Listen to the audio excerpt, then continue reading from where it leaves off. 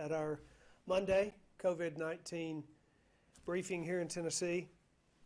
The scope and the magnitude of this pandemic continues to challenge every nation in the world and every government across the world. Currently, our state has 1,834 confirmed COVID-19 cases, an increase of 297 cases since yesterday. COVID-19 is in 77 of our 95 counties, and we have had 13 deaths across the state. More than half of our states also currently under some form of shelter-at-home orders, especially in our population-dense cities. But I have a particular concern about this situation escalating in our rural communities. Today, I'm announcing measures that will implement safer-at-home guidelines in every county in our state to better our approach to social distancing while also protecting the livelihoods of Tennesseans. This is not a mandated shelter-in-place order, because it's deeply important to me that we remain a state that protects personal liberties. But it is a strong urging for Tennesseans to stay home when at all possible, because I also believe that with personal liberty comes personal responsibility. I have said that I have sought discernment to identify the right decision at the right time for the right place. Today, I signed Executive Order 22, which restricts businesses that cannot possibly safely operate during this COVID-19 crisis, including businesses like barbershops, salons, recreational and entertainment outfits. The order at the same time provides for the continuation of essential businesses throughout every county because of my belief that we must protect our economy while protecting the lives of Tennesseans. We've asked Tennesseans to stay at home when possible since March 22nd. Yesterday, President Trump provided new guidance from the CDC that's evolved and extended isolation measures up to April 30th. And we believe that Tennesseans in non-essential capacities should take the additional step of remaining at home from work, school, and non-essential businesses. Now, I want to speak directly to Tennesseans who have the privilege and the capacity to safely remain at home for the next 2 weeks. We need you to do that, to protect the lives of your neighbors and protect the lives of Tennesseans, to protect the well-being of our healthcare workers and our essential employees and vulnerable populations like the elderly in Tennessee. We need you to stay home where at all possible. Your habits and your routines will make the difference as we work to swiftly defeat COVID-19. We will work together to establish new habits, like safely supporting Tennessee businesses, ordering takeout or shopping online or shopping for essentials at the grocery in normal quantities and resisting the urge to panic buy. The faster we blunt the surge of this spread, the faster we all get to go back to work. The COVID-19 pandemic has caused tremendous uncertainty for Tennesseans and left many small businesses in a vulnerable position. So we're also calling on the business community to embrace alternative business models and partner with us in the fight against COVID-19. We're calling on businesses and entrepreneurs to be part of innovating in the field of healthcare management as we rapidly scale operations to care for the sick. I've directed Unified Command to engage in a partnership with Launch Tennessee to work directly with Tennessee businesses and entrepreneurs who are willing to switch production to make life-saving PPE and medical supplies. To that end, we've welcomed Margaret Dolan of Launch Tennessee to our Unified Command team as she brings years of entrepreneurial and troubleshooting experience. As businesses face tough decisions in the coming months, my administration commits to providing ample resources from the federal stimulus money that was just passed by Congress. We'll also continue to make every effort to connect displaced workers with employment opportunities. I'm very proud that Lieutenant Governor and the Speaker are here with me today. Lieutenant Governor Randy McNally, Speaker Cameron Sexton, to show their support for what we are pursuing. I want to continue the work that we have done in the past, but continue to work with the legislature as we develop solutions and develop strategy to go forward in the months ahead. I would like to welcome Lieutenant Governor Randy McNally to make a few comments. Thank you, Governor. Thank you, and thank you for all you've done. I continue to support your efforts and your work with the legislature and your work with city and county officials throughout the state as we face this crisis. But I'm also happy to have with me my partner and a great Tennessean, Speaker of the House, Cameron Sexton. Thank you, Lieutenant Governor, and thank you, Governor. And Governor, thank you for the leadership that you provided Tennesseans during this difficult time. I know that this decision today was not easy for you, and as you've thought about it and debated it, one thing I do know is we're all taking the public health of all Tennesseans very importantly as we continue to move through this role. And as the Governor said, please do your part and stay apart and continue to follow the CDC guidelines as we move forward. We want a healthy Tennessee. We also want a healthy economy, but that only happens by keeping Tennesseans healthy. So please adhere to the Governor's executive order today as we continue to move forward. And Governor, thank you for your leadership during this most difficult time and these unprecedented times in our state. Thank you. Thank you both very much. As I said, we will be working together with the legislature and members of the legislature across the state and leaders from all corners of the state. And I've heard from many leaders and coordinated with many county mayors and local officials to help develop the strategy going forward. We'll be working together. Together in this state, we can accomplish what we need to accomplish. Next, I'm going to ask Dr. Lisa Piercy, our Commissioner of Department of Health, to come forward. Dr. Piercy is going to make comments about the Gallatin nursing home situation that we face, that many of you have heard about. I wanted her to provide additional information regarding that and the situation in general. Dr. Piercy. Thank you, Governor. By way of general update, our current case count is 1,834 cases, 148 hospitalizations, and 13 deaths spanning 77 counties. As I'm sure you're aware, this is a substantial increase and the numbers continue to grow. One of the most concerning trends we've seen is an increase in our elderly population, and specifically that at the Gallatin Center for Rehab and Healing, as the Governor just mentioned. Over the weekend, we dealt with a rapidly escalating situation, and ultimately 74 residents and 33 staff members tested positive for COVID-19. While we have not yet officially confirmed hospitalizations or deaths, we have seen lay media reports of at least one death, and we know of dozens of hospitalizations related to this.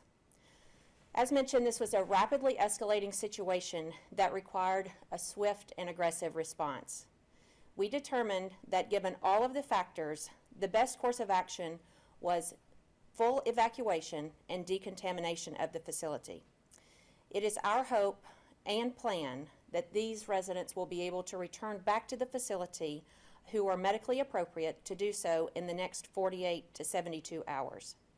I want to be clear. The Gallatin Center for Rehabilitation and Healing has been an excellent partner throughout this entire weekend. To date, although the investigation is ongoing, we have not identified any deficient practices there so far. They continue to be very cooperative and protective of their residents, and we appreciate that and want to do the same. Also over the weekend, I issued guidance on Saturday night to all long-term care facilities, expressing our deep concern about risk in their facilities. We also issued guidance on immediate notification of any cases in nursing homes, both in residents or staff, so we can act swiftly and appropriately in order to protect all involved. Thank you.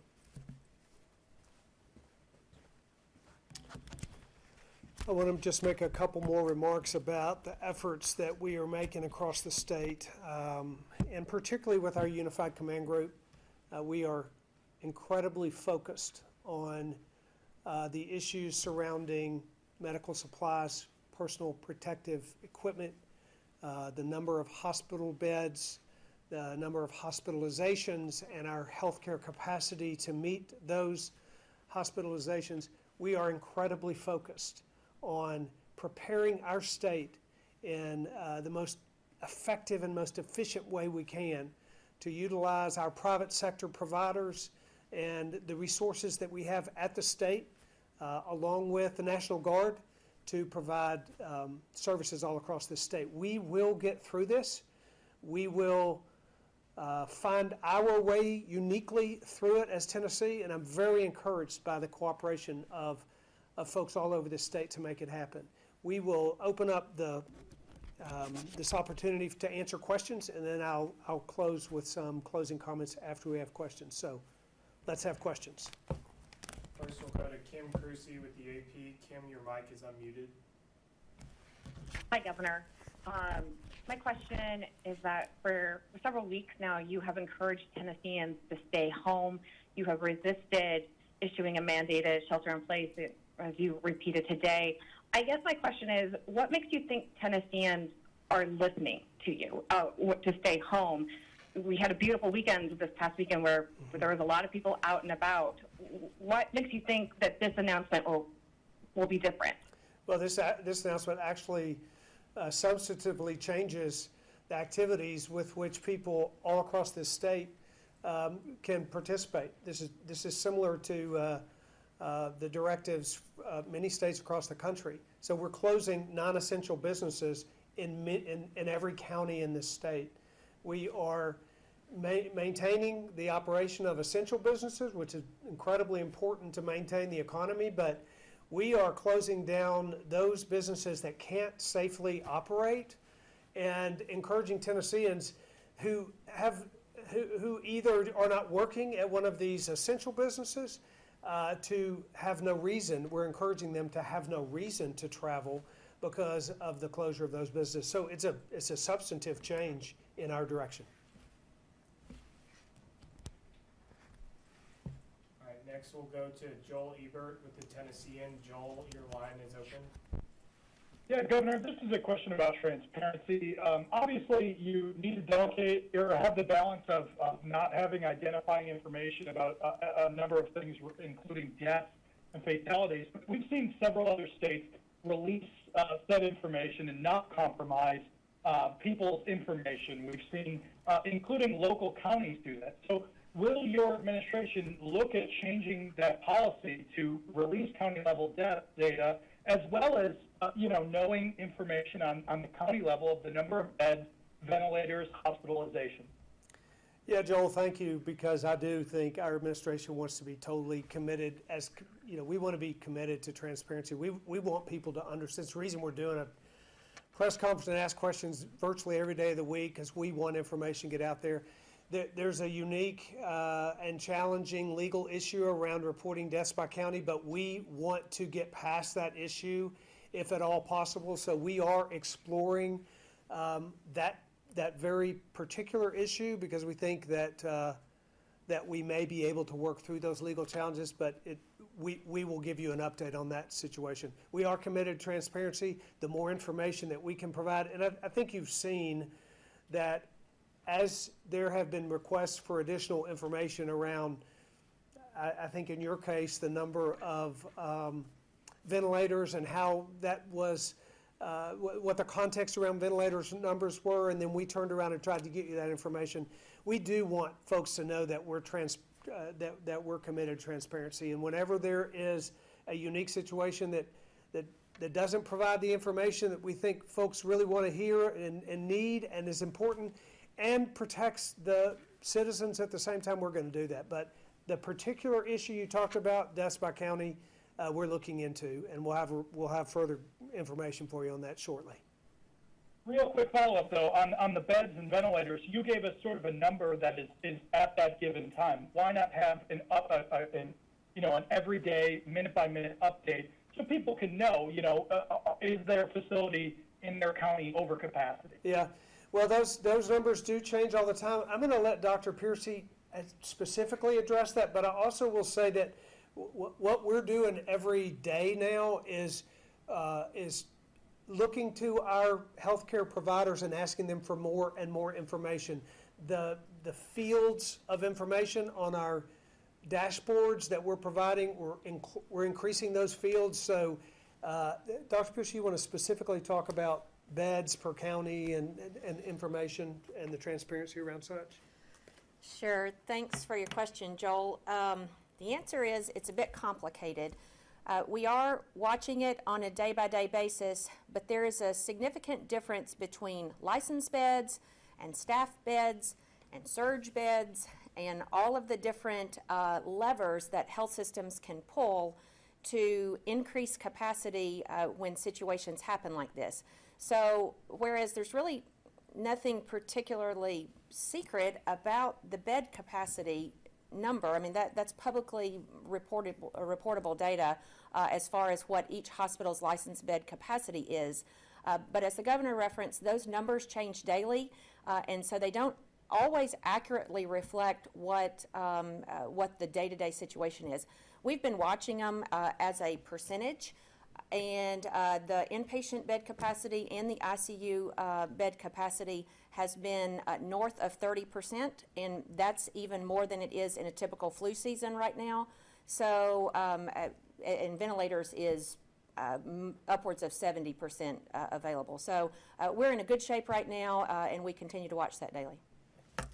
I will say at the same time, while we, for example, have bed capacity, we are pursuing alternative strategies to increase bed capacity. We'll be talking about those later when we have more definition about what those strategies might look like and where they might be located, but we are currently pursuing rapid expansion of temporary hospital-type facilities in our community. And in multiple communities across the state, but that's not complete yet, but we're working in that direction to make sure that even though we're reporting the number of beds, we're trying to develop additional beds. Next, we'll go to Nancy Amons with WSMV. Nancy, your line is open. Thank you for taking my call. How do you think that Tennessee compares with other states our size as far as the number of cases and the severity of those cases? It's a good question, and it's hard to compare states to state, but I'll tell you what I do know. The reason it's hard to compare is because some states are testing substantially more than others, and so while their numbers might be substantially higher per capita, if you're not testing at a high per capita rate, then you don't really know what your population is. I will say this, Tennessee is testing per capita at a much higher rate than the majority of states. So we're in that obviously changes daily, but we've done, I think, 21,000 tests in our state. Our rate of testing per capita is very good, which means that the data that we have is probably more reliable than the data that other states have. Based on that testing capacity, our infection rate is about in the middle of those 50 states. So, and our population is higher than in the middle of the 50 states. There's a lot of data around that, but I'll just say this.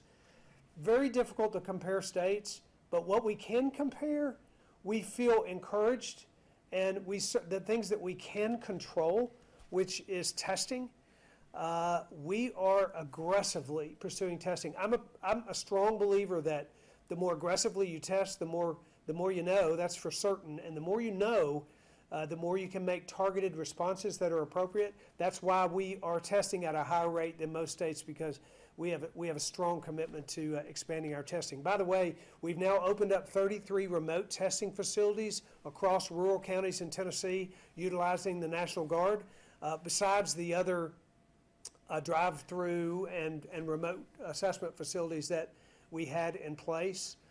We're pursuing new avenues of testing and assessment, so we're encouraged. Thank you. Next, we'll go to Sergio Martinez Beltran with Nashville Public Radio. Sergio, your line is open. Yes, good afternoon, Governor. Thanks for answering our questions today. So we have learned that the Department of Human Services will not inspect or regulate the emergency daycare facilities. How do you ensure the safety of the kids in these centers? Yeah, you know, I wish that our director were here around that subject. But here's the thing. So we have temporarily suspended some regulations around childcare because of the tremendous challenge we have in this state. We're in a crisis. And we're in a crisis. We have to triage circumstances that profoundly negatively impact Tennesseans. When we closed schools across this state, we sent hundreds of thousands of children home to families oftentimes who are a single working parent or two-parent families.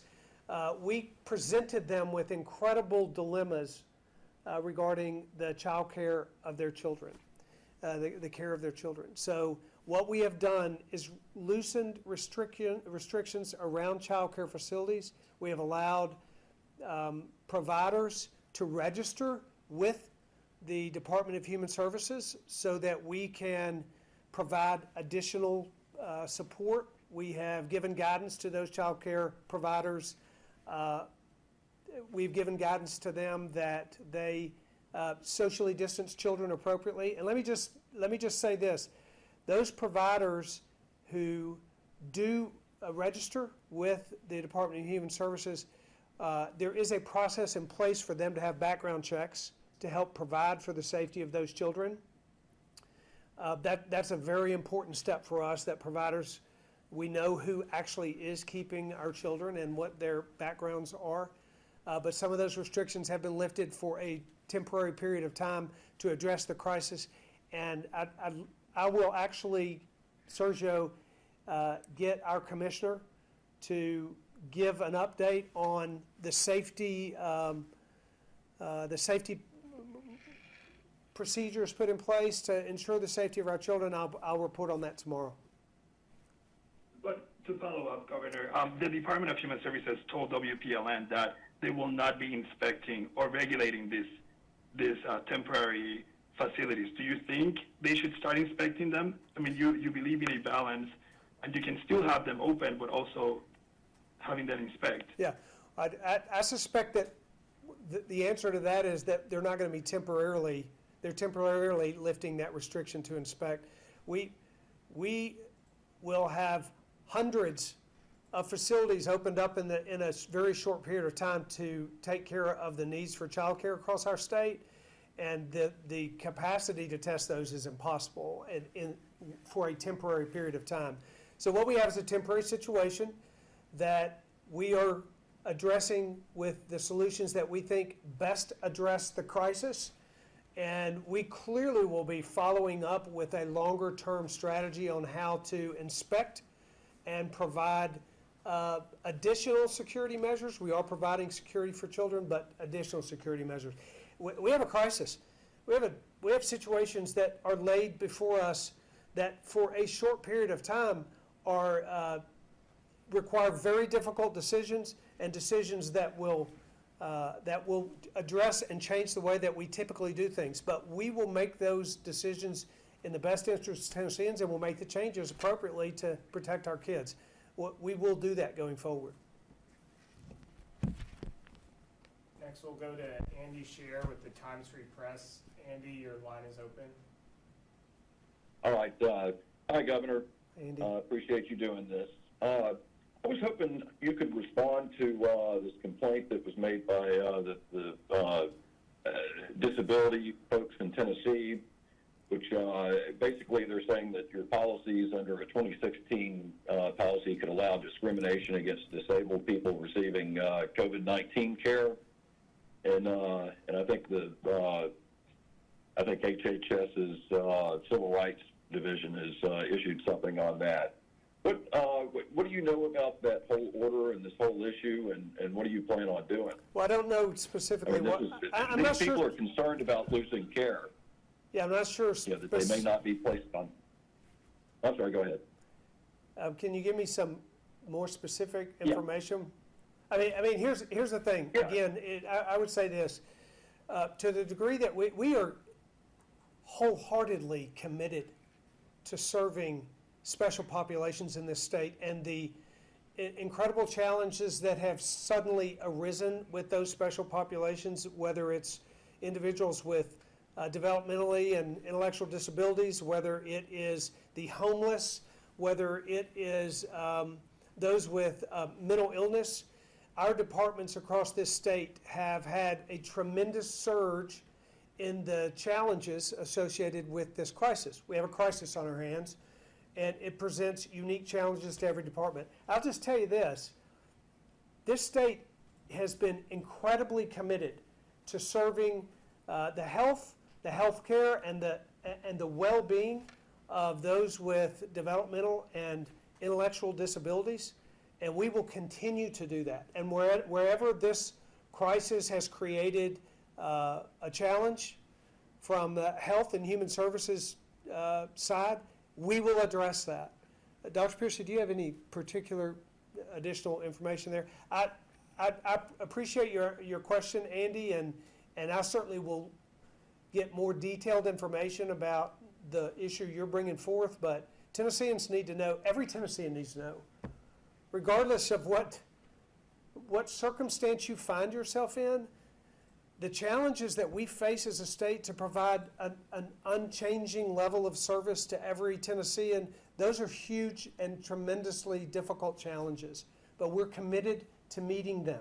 We may have to make adjustments. We may have to make temporary changes in the way we do that, but we are unwavering in our commitment to provide the services that the state of Tennessee provides to every sector of our population, and we will be doing so. And when we find that there is, because of this crisis and some issue that has changed that, then we will address we will work to address it.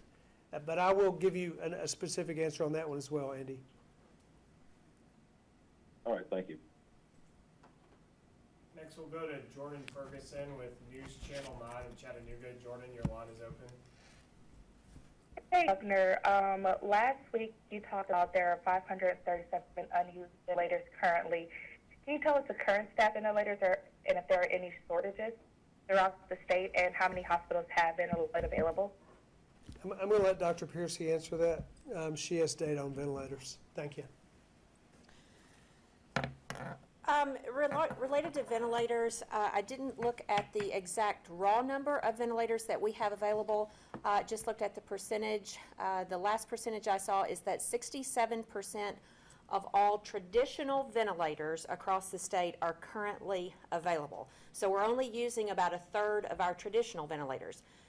We also have 2 more pools of ventilators that we can use once that 67% capacity or additional capacity is depleted. One of those, the governor has mentioned and I've mentioned in the last few weeks, are the 500 plus ventilators, new ventilators that we have ordered. We have already received about 150 of those and expect to receive the rest of those in the next week or two.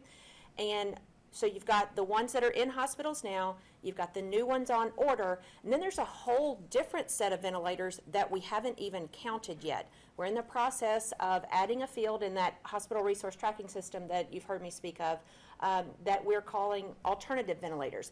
These are ventilators that are used in surgery centers and even in anesthesia machines that can be converted to ventilators if we need that. So we're collecting the information on those, and when you put all of those together, we feel pretty comfortable about our ventilator situation.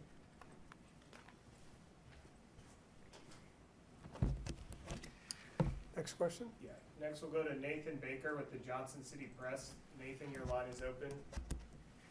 Yes, thank you. Governor, you said you had particular concern about the situation in rural communities.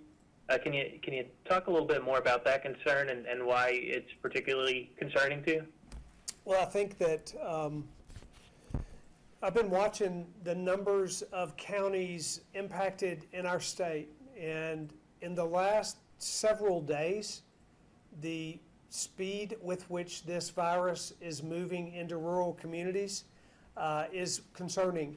So we now have 77 counties in our state that have had a confirmed, at least one, and many of them with more confirmed cases. That number's jumped dramatically in the past week. And so the fact that this virus is moving into our rural communities is in fact very discerning to me.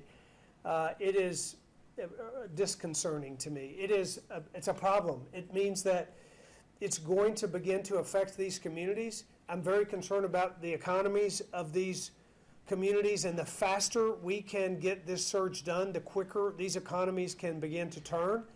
Rural communities are more hard hit than others. Oftentimes, when we have downturns in the economy, like we've got dramatically happening right now. So I do have some concerns. I think that part of what drives decisions for me is data. I'm a person who I want to get facts to the degree that we can gain facts, and I want to watch data. And as those data points change, then our decisions change about what the course of action should be. So we have a course of action to a point, and then a change of information appropriately changes a course of action. That's what's happening today. The change in the number of counties, the change in the number of hospital beds, the concerns about the economies of our rural counties have caused me to take this step that I believe will actually get us closer to the end of the surge, so that we can begin to go back to work in rural Tennessee and in urban Tennessee. Next, we'll go to Stephen Elliott from the Nashville Post. Stephen, your line is open. Thank you, Governor. I'm still a little bit confused about the nature of what you're announcing today, because at the top you said this was a strong urging to people, and it's deeply important that we protect personal liberties. So are you saying that the instruction to citizens is still an encouragement and urging, whereas this new order mandates the closure of certain additional businesses? That's right. This is not a mandate for people to shelter in place. This is an urging to citizens to not utilize non-essential businesses, and the reason that it is urging them to stay in place and will change behavior to not utilize non-essential businesses is by closing those businesses. It's a two-step, it's a two-component executive order. I think it sends a strong message to Tennesseans. It certainly changes the environment for which they will operate in every county in our state, and it will strengthen the social distancing policy across our state, which we all know will help slow the spread. It's real. I've said all along, we've got to mitigate the spread of this disease and protect our economies, and I think this executive order will do just that. Thank you. That concludes the question and answer portion. At this time, Governor, if you'd like to make a closing statement. Yeah, I want to thank Tennesseans for what they're doing. I want to urge Tennesseans to do more. I want to remind Tennesseans that things change daily and that decisions change daily. That's important that we all understand that, but it's most important that we all take personal responsibility for this virus as it moves through our state, and as it challenges us from a health standpoint like we have not been challenged in generations, and it's challenging us economically like we have not been challenged in recent history. But together we will get through this. I have a great deal of hope. I've said in days past that there is a storm over our state. There is a storm that began the day the tornadoes hit, and it has continued through this day. And those storm clouds are intense, and they are severe, and we are weathering that storm, and we will make additional adjustments to weather that storm as we see the challenges changing. But Tennesseans, remember, the storm is passing. It is passing. We don't know where we are exactly in the line of this storm that's going over our state, but it is passing. And we will see the end of this. And if we do this right, and if we work together, and if we encourage one another, and if we're innovative and creative, and we take personal responsibility, and we seek to help those who are most vulnerable, we will get through this storm that's passing, and we will have an outcome that we are all proud of. I encourage all to be a part, to do your part, and stay apart. Thank you.